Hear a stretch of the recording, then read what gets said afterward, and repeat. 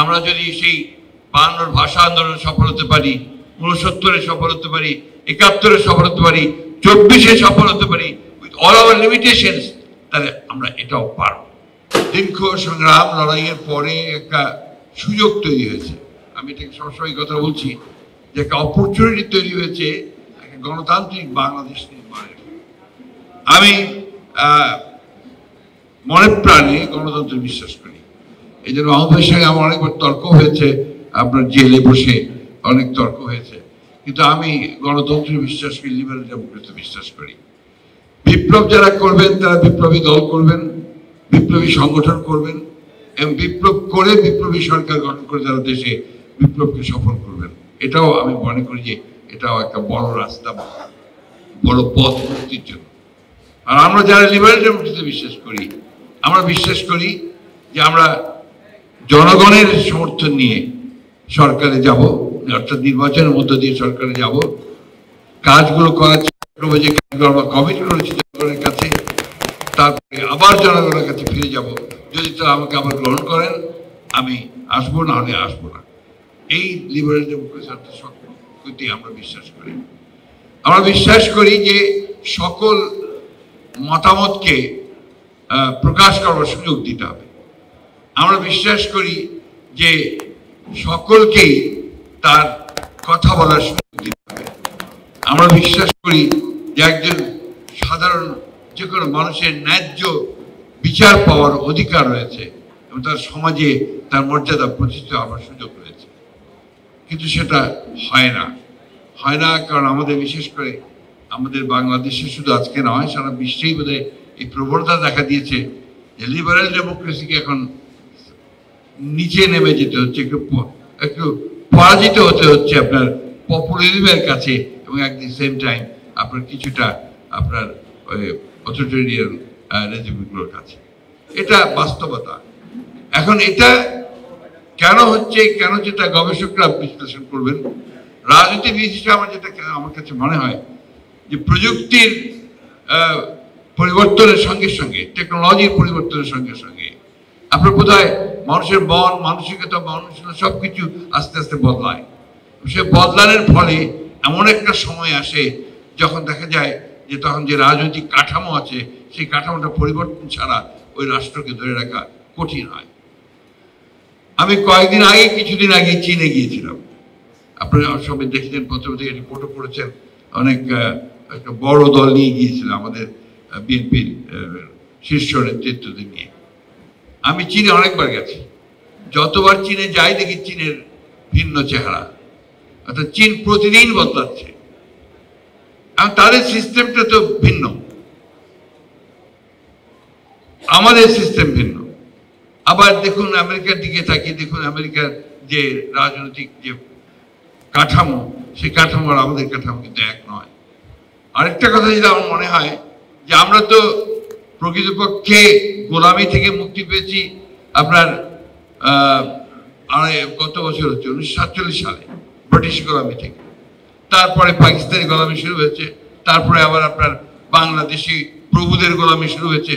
এই গোলামিতেই আছি আমরা আপনার। তো গোলামদের কিন্তু একটা সংকীর্ণ মন তৈরি হয়, কিছুতেই আপনার খুব বেশি বড় করে দেখার সুযোগ হয় না। আমি আবার মনে করি যে আমাদের সেই বড় করে দেখার চেষ্টা করা উচিত। আমাদেরকে সেই চেষ্টা করা উচিত যে আমরা একটা মুক্ত সমাজ চাই, আমরা একটা মুক্ত রাষ্ট্র নির্মাণ করতে চাই, আমরা একটা মানুষের মধ্যে মানুষের একটা ভালোবাসা তৈরি করতে চাই। আজকে যে কথাগুলো আমার বোন এখানে বলে গেলেন, একই ঘটনা গতকাল আমি আশুলিয়াতে গিয়েছিলাম। আশুলিয়াতে যে 5 জনকে হত্যা করার পরে একজন জীবিত ছিল, তারপরে পুড়িয়ে মেরে ফেলা হয়, সেইটাকে স্মরণ করে আমরা সেখানে একটা বোধহয় আমাদের পার্টির তরফ থেকে একটা সভা ছিল, সেখানেও এক মা তার 14 মাসের এক শিশুকে কোলে নিয়ে তিনি কথা বলছেন যে আমার স্বামীকে এখানে মেরে ফেলা হয়েছে এবং তাকে পুড়িয়ে মেরে ফেলা হয়েছে।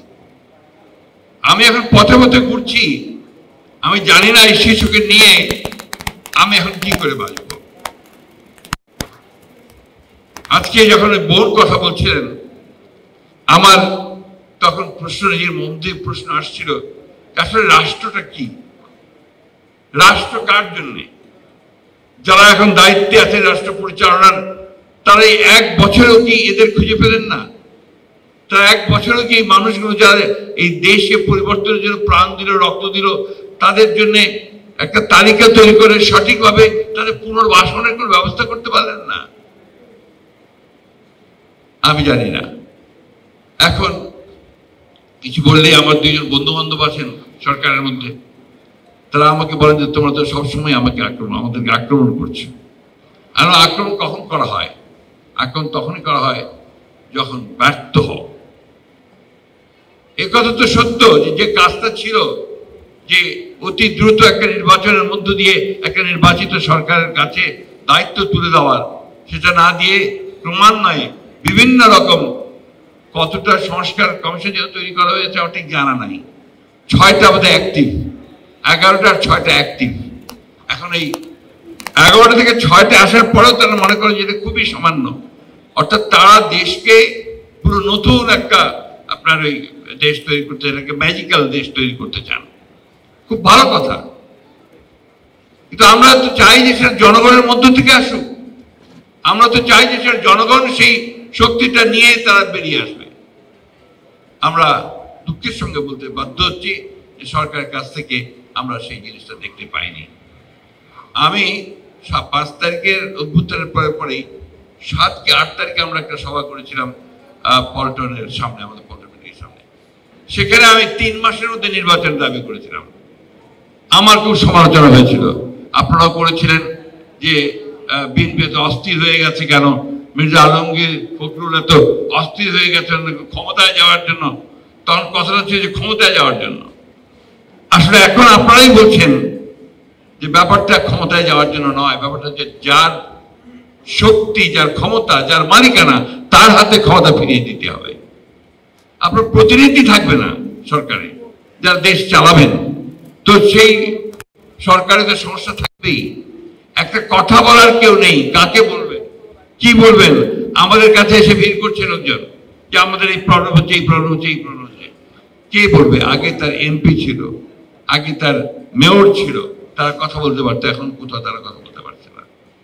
এই যে বিষয়টা সবাইকে অনুধাবন করতে হবে। তবে আমি অনুরোধ করব, এতটা আপনারা হতাশ হবেন না, নিরাশ হবেন না।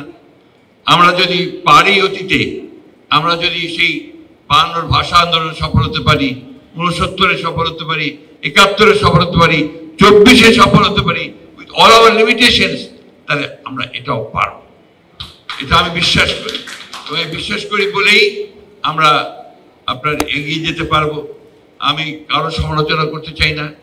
আজকে যে সময়টা, এই সময়টা হচ্ছে পারস্পরিক একটা বোঝাপড়া করার সময়। একটু বুঝে নিয়ে, পরস্পরকে বুঝে আমরা যদি খুব দ্রুত এগিয়ে যাওয়ার চেষ্টা করি, তাহলে ফলটা লাভ করবে জনগণ, তার একটা প্রতিনিধিত্ব থাকবে, তার একটা সরকার তৈরি হবে।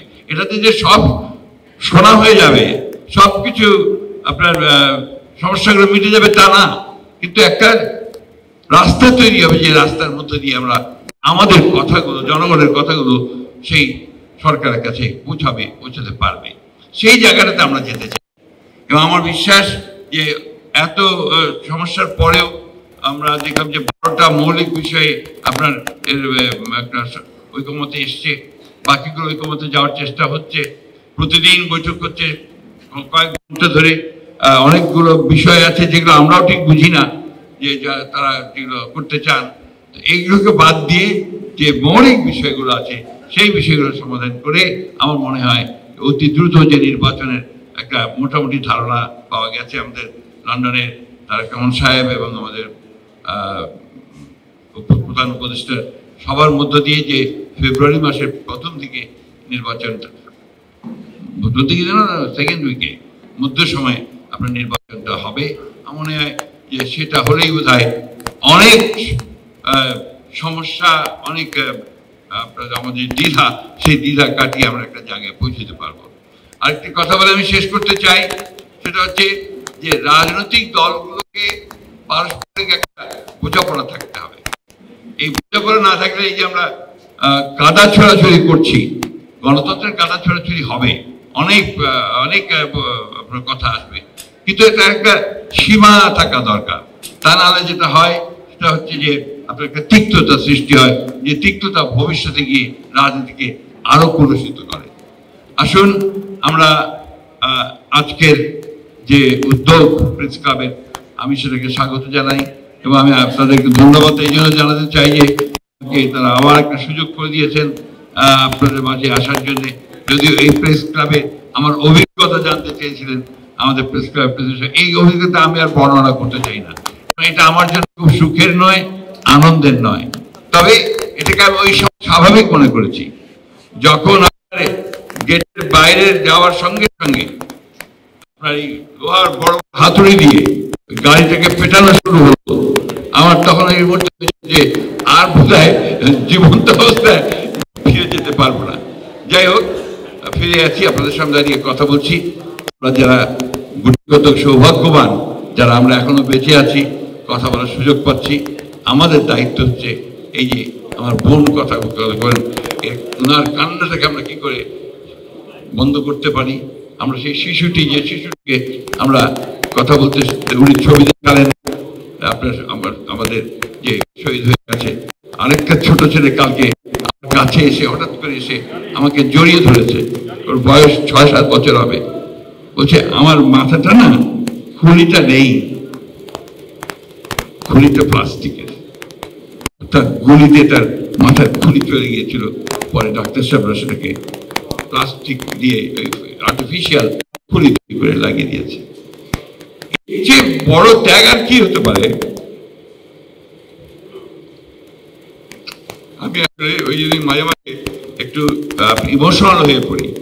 এটার প্রাইস যেটা আমরা পে করেছি, যদি আমরা সঠিকভাবে দাঁড়াতে না পারি তাদের সামনে, ওই শিশুদের সামনে, আমার বোনের সামনে, মায়ের সামনে, তাহলে আমরা এই জাতির সঙ্গে নিঃসন্দেহে একটা বড় প্রতারণা করব।